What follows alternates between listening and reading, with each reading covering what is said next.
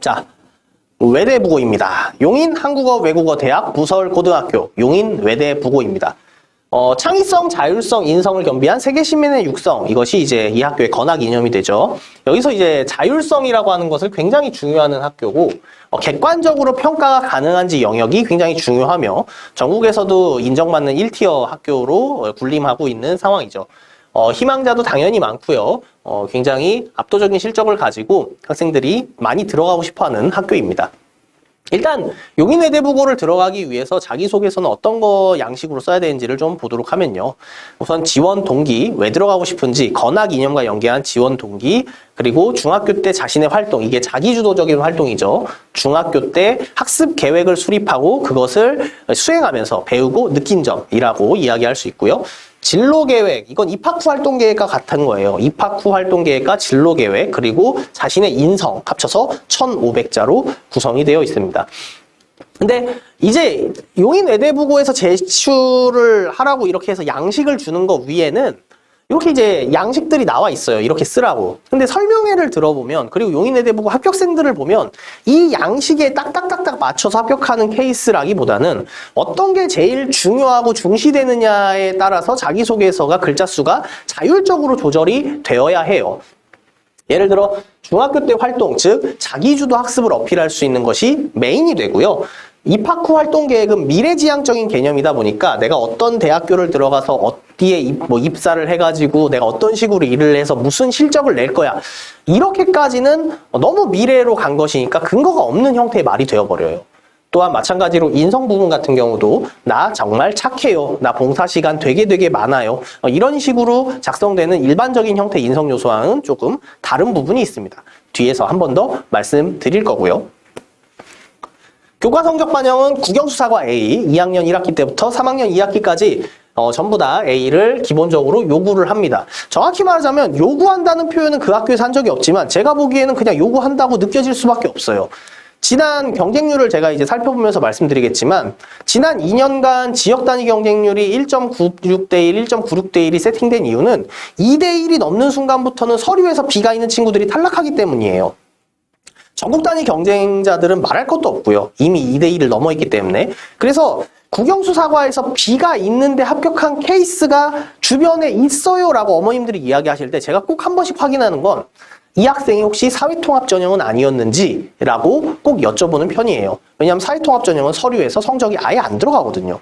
그래서 일반 전형의 문을 두드릴 때는 국영수사과가 A를 유지하는 것을 기본 골자로 하되 B가 하나쯤 섞여 있는 상태에서 그래도 꼭 한번 지원해보고 싶습니다. 후회가 좀 남지 않게 이런 생각을 하신다면 또 연락을 주시면 되겠어요. 자, 면접 방식. 예. 공통 질문이 없어지고 나서 3개의 면접 문항을 15분 동안 답변하는 걸로 바뀌게 되었죠. 근데 이게 재작년 기준이고요. 작년에는 8분 동안 비대면 면접을 시행했어요. 왜 시간이 줄어들었냐면 답변을 짧게 듣고 싶어서가 아니라 학생들이 이제 오고 가는 과정에서 거리 두기를 방역 수칙을 좀 지키려고 한다면 대기할 수 있는 공간에 수용할 수 있는 인원이 적고 학생들의 동선이 겹치지 않게 이동 시간이 좀 확보가 되어야 돼서 시간이 이렇게 줄어들게 됐죠. 올해에도 거리두기 4단계가 유지 시 8분 실시간 비대면 면접을 실시할 것이라고 하고 좀 더 정확히는 12월 초에 서류를 이렇게 제출하기 전에 면접 여부를 명확하게 공지한다고 이야기를 했습니다. 특이사항으로는 이제 지역 선발이 존재하고요. 이게 용인 지역에 저희가 또 학원이 위치한 곳이 이제 메인이다 보니까 지역 선발 30% 지원자가 상당히 많은 편이고 자율성을 엄청나게 중시합니다. 이 자율성이라고 하는 게 들어가서 이제 스스로 무언가 좀 공부해보고 스스로 내가 프로젝트를 이끌 수 있는 어떤 그런 성향을 얘기하는 거죠. 그래서 자기가 이제 자기소개서를 쓸 때도 저런 자율성이 중시되는 이런 학풍이다 보니까 내가 그냥 공부해서 무언가를 얻었다, 무슨 지식을 공부해보았다 이런 식으로 쓰게 되면은 자기소개서 글자 수만 낭비가 되고 실제로는 좀 내실 있게 짜여지지 않는 그런 자기소개서가 형성되게 돼요. 그래서 내가 주도적으로 해본 경험을 디테일하게 묘사하는 데 좀 초점이 많이 맞춰지게 되고 면접 질문 또한 이런 주도적인 성향이 있는지를 확인하는 데 좀 많이 치중되어 있죠. 경쟁률을 좀 보고 가실게요. 일단 2020년, 2019년 여기까지 보시면은 이게 2019학년도 때가 이 1.67대 1 요게 이제 후기 학교로 배정되는 첫 해에 요렇게 이제 경쟁률이 집계가 됐었어요. 그리고 이제 2대 1이 안 되는 지역 전형 경쟁률을 계속해서 모집을 했었죠. 여기서 좀 에피소드가 있는데 제가 분명히 작년에 지역 전형 경쟁률이 2대 1이 찍힌 걸 확인을 했었거든요. 오후 3시경에 5시에 마감이었는데 근데 5시에 마감이 되고 나니까 이제 한 명이 빠졌더라고요. 그래서 이게 뭐지? 한 2명인가 요게 서류에서 누락이 있었는지 아니면은 서류 유실을 통해서 그냥 서류를 뺀 건지 그래서 1.96대 1로 경쟁률이 이렇게 2년 동안 좀 세팅이 됐습니다. 그리고 전국 단위 경쟁률은 조금 감소를 했었죠, 작년에. 이게 2대 1이 넘는 시점부터 성적 여부에 따라서 좀 지원할지 안 할지를 좀 결정을 좀 보는 것 같아요. 그래서 경쟁률에 대한 예측을 좀 하면 올해 일단 학령 인구 증가가 소폭 있었고 지역 경쟁률 같은 경우에는 저희 지트에서 입시하는 지역 경쟁률 그 지역 경쟁을 하는 학생들 모집 인원만 보더라도 인원 증감을 확인할 수 있을 정도의 캐파를 가지고 있어요. 예를 들어 작년에 이제 지원했던 이 165명 중에 40명이 좀 넘는 학생들이 저희 지트 재원생들이었다는 거죠. 그러니까 전체 지역 전형의 지원자들 중에서 한 25%가량을 저희가 데리고 있다라고 생각을 하면 저희 학원의 그 학생들의 증감만 보면 경쟁률을 유추할 수 있죠. 근데 작년이랑 비슷하거나 조금 많은 수준이거든요. 그럼 제가 보기에는 지역 경쟁률은 올해도 2대 1 정도로 맞춰질 가능성이 높습니다. B가 있는 친구들도 지원을 하겠다고 하는 학생들이 소수 있기 때문에 이 학생들이 배제될 가능성도 높지만 일단 2대 1로 맞춰질 가능성이 높다라고 말씀드릴 거고요. 전국 경쟁률은 이미 2대 1이 넘는 시점에서 올해가 아닌 친구들은 애초에 서류를 못 썼기 때문에 코로나 때문에 이제 기말고사 한 번에 보는 풍조 같은 것들 때문에 성적에서 실수가 있는 경우들이 있어서 좀 줄어들지 않았나 싶은 생각도 약간 들어요. 그래서 학령 인구 증가폭을 생각했을 때 2.5 정도에서 2.7 정도 사이를 이렇게 유지하지 않을까라고 일단 저는 예측하고 있습니다. 전국 단위 경쟁률은요. 자, 그래서 용인의대 보고 자기소개서는 어떤 식으로 써야 되는가를 좀 이야기를 해보도록 해요. 자기주도 학습, 도대체 뭘 지금까지 깊게 탐구해 보았는지 이게 되게 중요한 거거든요, 이 학교에서는.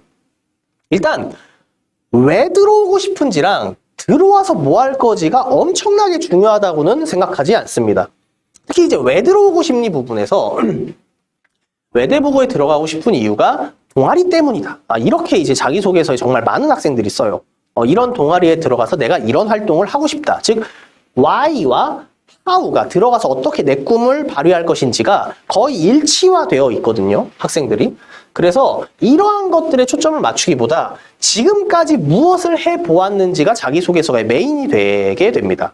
그래서 지금까지 별로 해본 게 없는 성적이 되니까 외대부고에 쓰게 되는 경우들은 자기소개서를 쓸 때 좀 많이 애를 먹게 돼요. 내가 깊게 탐구해본 경험, 내가 주도적으로 뭔가 이끌고 아이들 조별과제 할 때 같이 이렇게 해보자. 조금 더 발전된 어떤 아이디어라던가 다른 관점으로 생각해 볼 수 있는 실험이라던가 이런 걸 제기한 형태가 아니라면 이런 걸 작성하기가 좀 많이 어렵기 때문에 학원에 와서 컨설팅을 받을 때 그럼 이렇게 해보는 건 어때? 같은 선생님의 이야기를 통해서 이러한 활동들을 만들어 보는 경우가 좀 많이 있죠. 지식이 그러다 보니까 자기가 깊게 탐구해본 내용 위주로 쓰다 보면 되게 지식이 깊어져요. 무슨 소리냐? 자기가 이제 그 의사가 되고 싶고 심장 전문의가 되고 싶어서 관상동맥 우회술에 대한 스텐스 시술이라고 하죠. 허벅지에 이렇게 그 혈관을 넓힐 수 있는 철제 스텐스를 혈관을 타고 집어넣어서 확장시켜가지고 혈관을 임의로 확장시키는 이런 스텐스 시술에 대한 깊이 있게 논문을 탐구해보고 뭐 이런 내용들을 쓰다 보면 자기소개서에 그 스텐스 시술에 대한 내용 그 자체가 엄청나게 많이 바뀌게 됩니다. 근데 이게 그냥 자기가 경험해봤다기보다 인터넷을 찾아보거나 논문을 찾아보면은 그냥 거기에 다 있는 거란 말이에요. 그래서 왜 그거를 탐구하게 되었는지에 대한 당위성과 과정이 적절하게 묘사되어 있지 않으면 이해가 안 되는 거죠. 누가 시켜서 한 것처럼 느껴진다는 거예요. 자기가 어떤 경우, 동기 이런 것들을 통해서 그러한 지식을 탐구하게 되었는지가 많이 묘사되고 만약 이러한 것들을 정말 탐구해 봤니라는 면접 질문은 깊은 지식을 어필하는 형태로 가야 되는 거지 자기소개서의 지식들을 쭉 나열해가지고 자기소개서를 만들기에는 좀 단순하게 인터넷에서 있는 내용들을 긁어다가 붙이는 형태는 지양해야 되지 않나라고 생각하고 있습니다. 자, 이건 용인 외대부고에서 공인하고 있는, 설명에서 공인하는 내용이죠. 작년까지는 평가 가능한 내용인가가 올해에는 정량 평가가 가능한가라는 형태로 바뀌었습니다. 정량 평가가 가능한 내용이라는 건 뭐냐면 객관적으로 봤을 때 그래, 이러한 에피소드로 볼 때 이 친구가 주도성이 있는 학생이구나라고 평가가 가능한지인 거예요. 뭔 소리냐? 정량평가라고 하는 것은 A, B, C, D 같이 점수를 매길 수 있는 것을 얘기하죠. 정성평가라고 하는 것의 반대 급부인데 정성평가는 이제 자신의 어떤 감정적인, 이모셔널한 무언가를 통해서 자신이 주도성이 있다는 걸 어필할 수 있는 그러한 개념들이에요. 때문에 객관적이고 평가가 가능한 내용들이 나열되어야 한다는 것이죠. 그게 아니라 이제 저는 봉사활동을 통해서 이런 거를 느꼈어요 라던가 수동적인 입장에서 내가 이제 어떤 공부를 해보았다니까 이런 걸 알게 되었다 이런 식으로 마무리가 되는 것들은 그 학생이 그걸 그냥 공부했구나 라는 것만 평가가 가능한 것이지 이 학생이 새로운 것들을 시도해보거나 아니면 내가 이제 배운 내용들이 진짜인지 확인해보는 과정들이 있는지는 좀 평가하기가 어렵다는 거죠. 실제로 이 학교는 그러한 걸 평가하고 싶기 때문에 기준이 정량평가라고 하는 건 주도성이 있는지를 정량평가가 가능한가 이렇게 번역해서 자기소개서를 작성해야 합니다. 그러다 보니까 외대부고에서 요구하는 인성 영역은 일반적인 자사고에서 요구하는 인성 영역인 소통, 갈등 해소, 그리고 이제 봉사정신, 희생, 나눔 같은 것과는 조금 거리가 멀어요. 용인 외대부고에서 제시하고 있는 인성은 리더십, 협력심, 즉 집단 활동 안에서 느껴지는 무언가예요.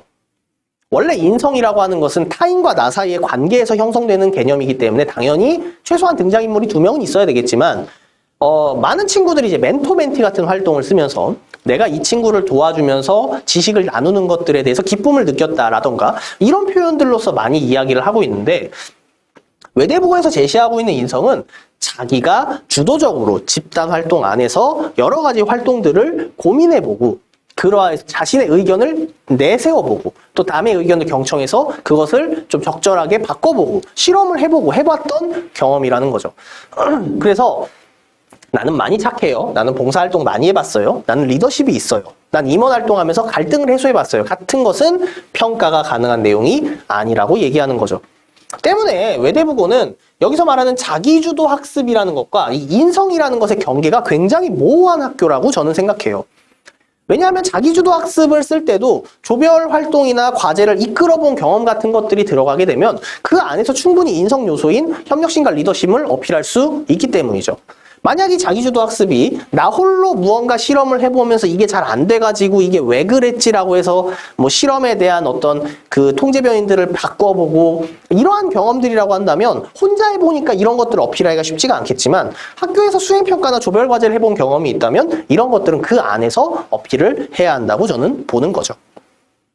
그래서 자기소개서를 쓸 때는 자기가 주도적으로 해본 조별과제가 있는 게 베스트다. 이렇게 말씀드리고요. 거기에 어떻게 의미를 부여해서 나의 장점을 어필할 것인가는 자기소개서를 직접 선생님과 작성을 해보면서 고민해봐야 되는 포인트인 거죠.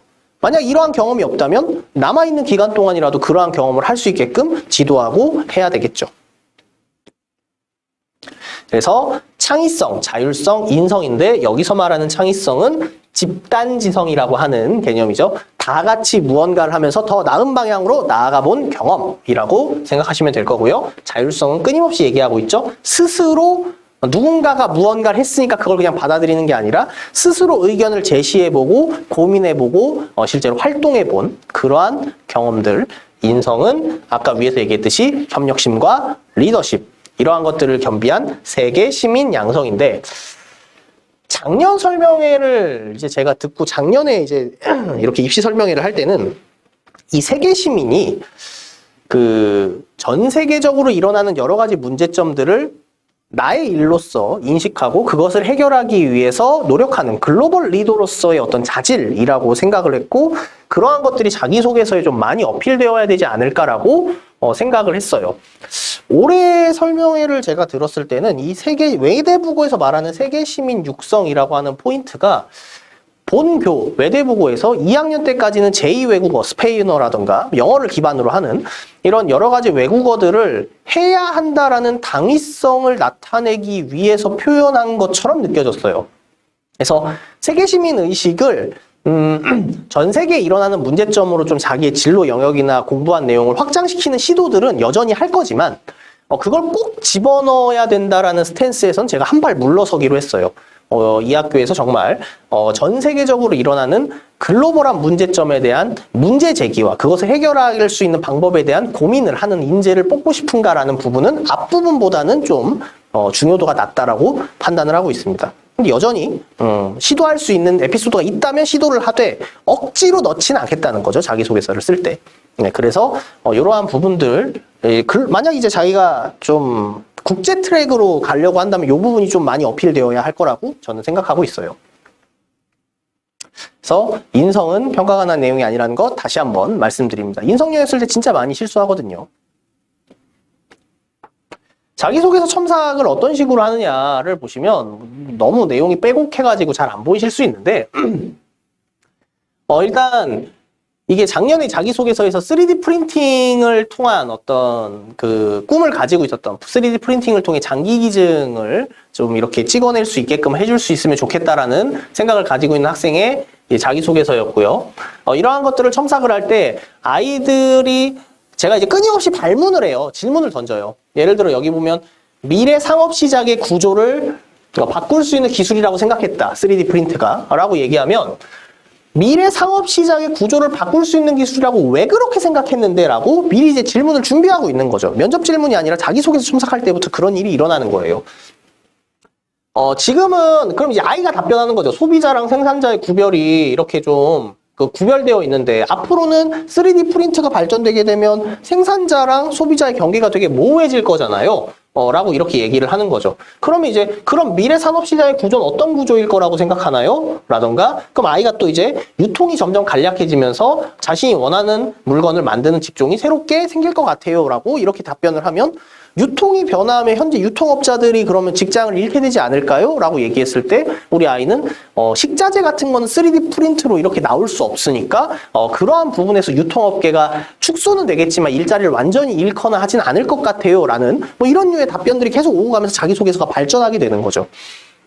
그리고 이제 구체적인 사례, 인쇄를 해보았어요. 저는 이러한 인쇄를 해보고 실험해봤는데요. 그러면 어떤 걸 인쇄해봤는데요? 그러면 이 과정에서 뭐가 어려웠는데? 이런 식으로 자기소개서를 쓸 때부터 이미 이제 면접에 나올 수 있는 수많은 질문들이나 객관적인 사실들, 구체적인 사실들을 점점점 구체화해가지고 아이의 경험을 이렇게 좀 잘 다듬어주는 형태가 되는 거죠.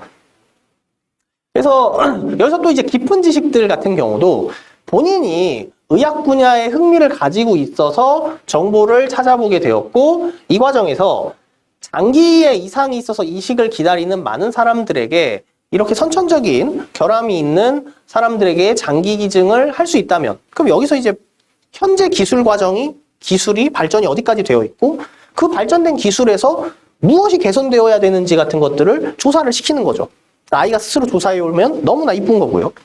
그런 것들을 봤을 때 아이가 막 이렇게 논문 같은 걸 찾아가지고 와서 이런 걸 본다는 거죠. 문제는 이 논문을 찾아온 내용이 그대로 업스트랙트가 그러니까 초록이 막 이렇게 긁어져가지고 자기소개서에 박히면 안 된다는 거예요. 이건 공부해본 내용이 이거잖아요. 그러니까 공부해본 경험 이런 것들을 찾아보았다. 그리고 왜 찾아보게 되었는지에 대한 당위성, 찾아보고 나서 무엇을 알게 되었는지에 대한 개념, 알게 되었으니까 그것을 혹시 실제로 수행해보거나 실험해볼 수 있는 사례 같은 걸로 이렇게 발전을 해나가야 되는 거지. 여기서 이런 지식을 알게 되었다. 끝! 이렇게 되면 자기소개서가 좀 많이 생기를 잃게 됩니다. 수동적인 형태가 되기 때문이죠. 작년 같은 경우에는 실제로 이렇게 좀 직접 책을 좀 출판해 본 사례들도 있었어요. 그래서 저희 이제 그 유튜브에 보면은 그 합격생 영상 중에서 그 학생 자기소개서 일부인데 많은 사람들이 이렇게 좀 관심을 유령 의사, 수술실 내부 CCTV. 얼마 전에 이제 CCTV가 이제 법정으로 오케이가 떨어졌죠. 그래서 이러한 의료 사건들에 대한 다큐멘터리를 토대로 한 글을 이렇게 좀 소설 형태로 작성을 했어요. 그러니까 그냥 소설 형태로 작성하고 끝났으면 그냥 혼자 써본 거잖아요. 근데 이제 친구들과의 동아리 활동들을 통해서 무인 출판사를 통해 직접 출판하였다라고 이렇게 되어 있는 거죠. 실제로 이제 북극그라는 그 무인 출판 그 플랫폼에서 우리 학생들이 이제 여기서 자기가 직접 쓴 책을 팔고 있죠. 지금도. 가격이 13,500원이라 좀 비싸서 선생님이 아직도 못 샀어요. 네. 그래서 이런 걸 보면서 이렇게 주도적으로 내가 어떤 거를 활동을 가지고 해볼 수 있었던 경험들이 있으면 자기소개서에서 이렇게 생기가 좀 돌게끔 나오게 된다는 거죠. 면접 질문에 대한 이야기를 이제 시작해 보도록 하겠습니다. 면접 질문은 일단 자기소개서 기반입니다. 그러니까 생활기록부에서는 물어보지 않아요. 자기소개서만 나와 있어요. 외대부고는. 심화된 질문의 유형인데 여기서 이제 심화된 질문이라는 건 주도성이 있는지를 확인해 보기 위한 여러 가지 질문이에요. 일단 면접 질문을 만들 때 제일 먼저 고민해야 될 것 중에 하나는 실제로 그 활동을 했는지에 대한 구체적인 사례 제시나 아니면 자기가 했던 활동들을 좀 나열해 볼 수 있느냐. 두 번째는 자기소개서에서 나오거나 자기가 제기했던 어떤 생각의 흐름이나 방향성을 다른 이론이나 의견들과 종합해서 혹은 내 주변에서 찾아볼 수 있는 사례를 예를 들어서 설명할 수 있느냐 같은 것들이 질문이 많이 나오게 되죠. 그래서 일단 사실관계를 위해서 실험을 했다고 하면 그 실험이 구체적으로 어떻게 진행됐는데 라고 물어보게 되고요. 조사 과정, 내가 이런 걸 조사해 보았다 그러면 무엇을 통해서 조사해 봤는데 이런 질문을 상당히 많이 해요. 특히 이제 무엇을 통해서가 학생들이 굉장히 많이 얼버무리는 경향이 있는데 왜냐하면 자기소개서를 누군가의 지도하에 작성하다 보면 인터넷을 통해서 검색해가지고 그냥 수행평가하듯이 자꾸 지식을 가지고 오기 때문이에요. 특정한 조사 과정을 자세하게 질문을 하다 보면 당연히 어떤 책을 읽어서 무언가 궁금하게 되어서 이런 걸 또 찾아보게 되었고 거기서 무엇을 알게 되어서 이게 진짜인지 확인해 보기 위해서 이런 책을 읽거나 이런 실험을 하게 되었습니다라는 이런 과정들을 설명할 수 있어야 한다는 거죠. 자, 경험해본 내용에서 생략된 내용. 요건 이제 전략이에요. 저희 이제 지트뿐 아니라 수많은 학원에서도 쓰고 있는 전략일 텐데 자기소개서를 처음 쓸 때는 5, 6천자 정도 되는 글을 쓰게끔 해요. 엄청나게 길게 쓰는 거죠. 그 안에서 면접 질문의 답변에 해당할 수 있는 내용들을 일부러 조금씩 삭제해요. 궁금하게 하는 거죠. 다만 그 삭제되는 과정이 그냥 일반적인 과정, 자기가 공부한 과정이나 어떤 동기나 계획 같은 걸 삭제하는 게 아니라 공부한 내용을 삭제하는 거죠. 그러다 보면 당연히 그 내용들을 물어본다는 거예요. 예를 들어서 어떤 실험을 통해서 무엇을 알게 되었는데 그런 과정에서 무엇을 새롭게 호기심을 가지게 되었다. 이런 과정에서는 실험에 대한 것들을 물어볼 수도 있겠지만 거기서 도출된 결과물을 통해서 새롭게 알게 된 사실이 무엇인지 같은 것들도 물어볼 수 있고요. 내 이렇게 도출된 결과나 내가 생각하고 있는 관점을 다양한 관점에서 내 주변의 생활에서 적용해 볼 수 있겠는가라는 거죠. 문과계통의 수많은 학생들이 공리주의를 많이 들고 옵니다. 도덕 시간에도 배우게 되고 마이클 샌덴의 정의란 무엇인가를 읽고라던가 이 공리주의가 이제 전체 다수의 최대 행복을 위해서는 소수가 희생받아도 괜찮다라는 형태의 조금 위험한 발상을 가지고 있는 이론 중에 또 하나이기 때문에 그러면 만약에 누군가 한 명의 희생을 통해서 이렇게 다수가 행복해질 수 있다면 그렇게 해야 된다고 생각해요를 우리 일상생활에서 적용해 본다면 넌 어떤 선택을 할 거니라고 이렇게 물어볼 수도 있는 거죠. 그다음 과거, 현재, 미래 시제. 이건 이제 제가 좀 많이 하는 편이에요. 그러니까 면접 질문을 제가 직접 만들 때 우리 학생들의 면접 질문을 선생님들이 또 직접 제작을 할 때 제가 좀 많이 하는 개념이 시간 순서, 과학기술의 발전에 따른 변경, 좌우로 넓어지는 수평적, 다른 나라에서는 어떤데 해외 국가의 사례는 어떤데? 라는 식으로 이렇게 좀 관점을 달리기 해서 많이들 봐요. 예를 들어 지금은 어떤 상황이라면 미래는 어떻게 될 것이다 라고 생각하는지 과거엔 어땠을 거라고 생각하는지 라는 시제에 따른 변화에 따라서 조사한 사례들을 나열해 볼 수 있는지를 저는 면접 질문에서 많이 물어보는 편이고요. 다음 이제 양자택일 또는 딜레마적인 상황에서 자신이 공부한 내용을 기반으로 답변할 수 있는가. 어떻게 보면은 윤리적이거나 인성적인 부분에 대한 면접 질문일 수도 있지만 이 근거가 자기소개서에 나와 있는 자신이 공부한 내용을 기반으로라는 부분에서 좀 차이점이 있는 거예요. 그냥 이 학생이 자기소개서도 안 보고 할머니 계시고 임산부 계신데 자리 양보 누구 얘기할래? 이렇게 물어보면 그건 인성 면접이 되는 거고요. 법조인을 꿈을 꾸고 있는 친구가 조난된 4명의 사람이 1명이 죽은 상황에서 3명의 사람이 살아남기 위해서 1명의 시체를 훼손해서 이렇게 좀 식인을 한 경우 이런 경우들은 시체 훼손죄나 아니면 이런 것들에 좀 법률에 적용될 수 있겠느냐? 너라면 어떻게 생각하느냐? 판사라면 어떻게 생각해야 되겠냐? 현행 법상 그런 것들은 어떻게 처벌받을 수 있겠느냐? 이런 식으로 이제 질문이 발전될 수 있는 거죠.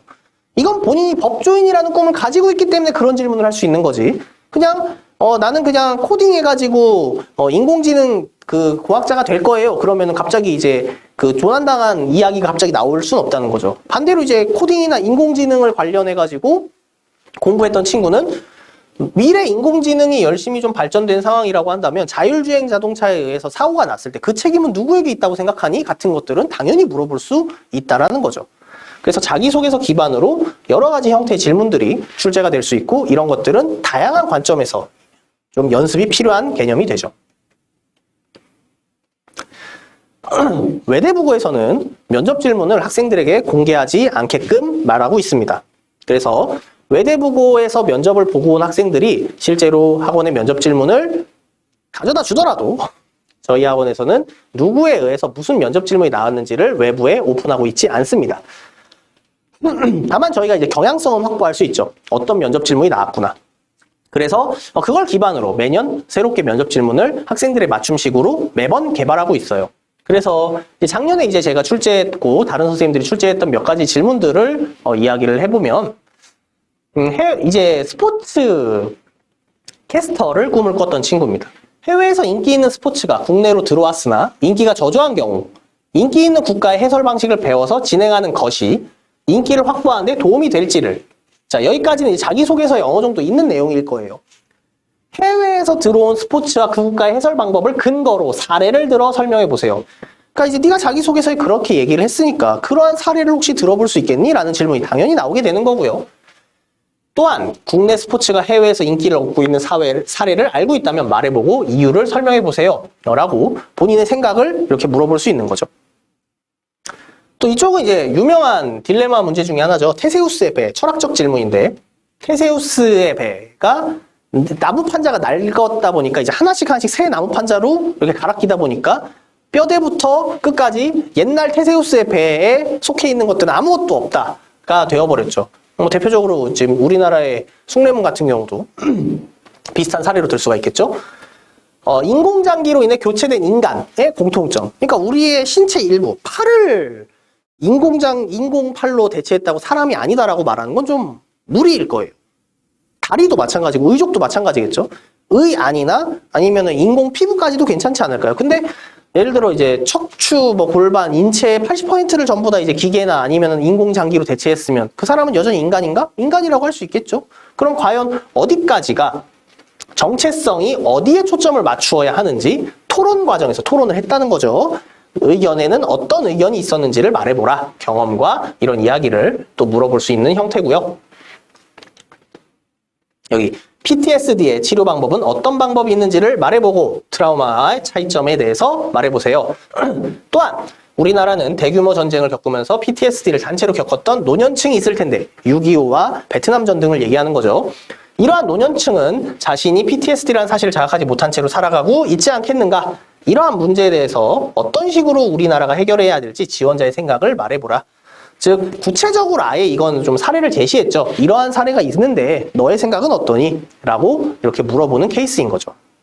이렇듯 자기소개서에서 면접 질문에 깊이 있게끔 물어보는 것이 결국 입시에서의 실력이라고 저는 생각해요.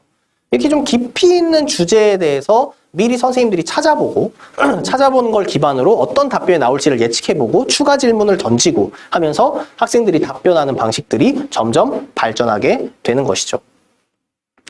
자, 여기까지 외대부고에 대해서 좀 알아보았고요. 외대부고 자기소개서를 작성하는 데는 생활기록부에 많은 활동들이 필요하고 면접 질문 같은 경우들도 생활기록부와 자기소개서를 기반으로 한 심화된 면접 질문이 나오니까 연습이 좀 많이 필요한 편입니다.